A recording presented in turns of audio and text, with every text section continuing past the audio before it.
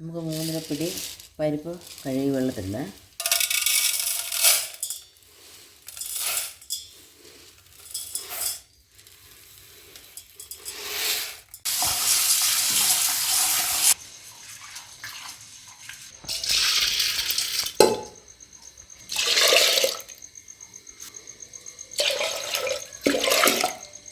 നമ്മൾ പരിപ്പ് കഴുകി കുക്കറിലിട്ട് പരുവത്തിന് വെള്ളം വെച്ചിട്ടുണ്ട്.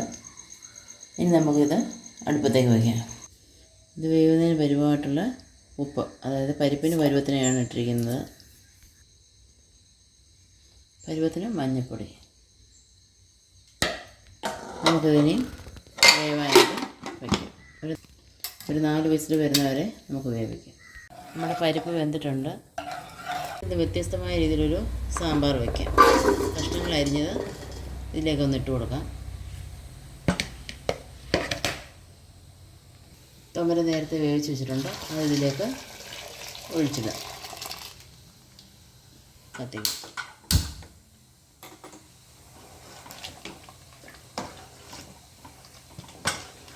നമ്മൾ ഒത്തിരി കഷ്ണങ്ങളൊന്നും ഇട്ടല്ല ഇത് ചെയ്യുന്നത്.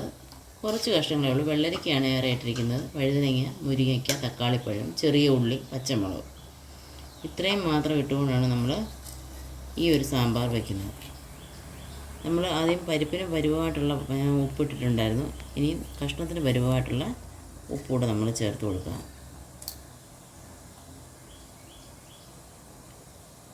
അതിനൊപ്പം മല്ലിപ്പൊടി 1.5 സ്പൂൺ, മുളക് പൊടി 2 സ്പൂൺ. നമുക്കിത് നല്ലോണം ഒന്ന് ഇളക്കി കൊടുക്കാം.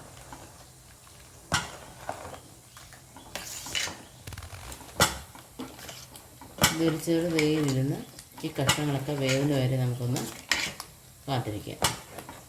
നമ്മുടെ സാമ്പാറിൻ്റെ കഷ്ണങ്ങളെല്ലാം വെന്തോന്ന് നോക്കാം. കഷ്ണങ്ങളൊക്കെ നല്ല രീതിയിൽ വെന്ത് വന്നിട്ടുണ്ട്. നമുക്ക് ഇതിലേക്ക് ഇനിയും അല്പം പുളി ഞെരടി വെച്ചിട്ടുണ്ട്, അത് നമുക്ക് ചേർത്ത് കൊടുക്കാം.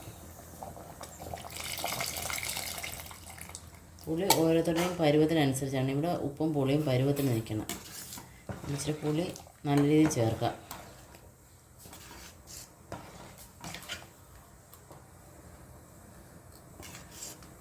അതൊന്ന് തിളക്കാം. നമ്മൾ കായത്തിൻ്റെ പൊടി ആയതുകൊണ്ടാണ് ആദ്യം ഇടാഞ്ഞത്.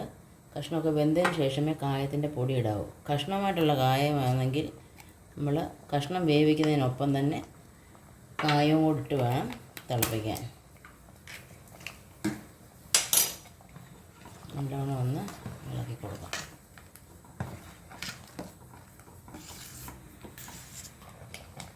ഞാനിതിലേക്ക് 2 സ്പൂൺ സാമ്പാർ പൊടി ചേർക്കുകയാണ്.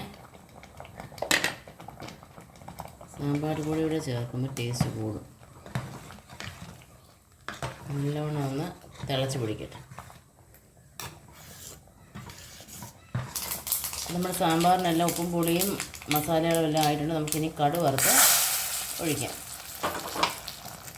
നമ്മളിതിനകത്ത് ഉലുവാപ്പൊടി ചേർത്തിട്ടില്ല, കാരണം സാമ്പാർ പൊടി ചേർത്തതുകൊണ്ടാണ് അതിനകത്തെല്ലാം ചേരുന്നുണ്ട്. അപ്പോൾ നമ്മുടെ അടിപൊളി ഓണത്തിനേക്കുള്ള വെറൈറ്റി സാമ്പാർ റെഡി ആയിട്ടുണ്ട്. എല്ലാവരും ഒന്ന് ട്രൈ ചെയ്ത് നോക്കുക, അഭിപ്രായങ്ങൾ അറിയിക്കുക. വീണ്ടും നല്ലൊരു വീഡിയോയുമായി വരുന്നവരേക്കും നന്ദി, നമസ്കാരം.